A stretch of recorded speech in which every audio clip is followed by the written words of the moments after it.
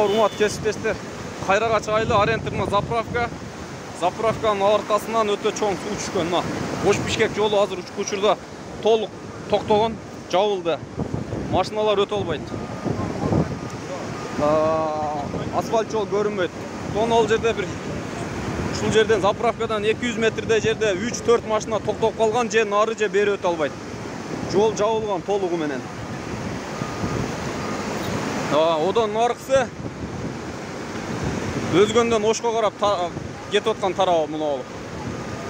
Алдыдагы машинанын алды примерно көчү суулуу. Жол көрүнбөйт. Машиналар ошо 4-5 машина өтө албай туруп калган, калганы мына Ош Бишкек жолу пока толугу менен жабык болуп атат. Азыркы учурда суу көп, суу токтобой атат. Улуулангандан улууланып атат. Азырынча маалымат ушул. 18 май 2022 жыл. Saat 19'dan 19'a.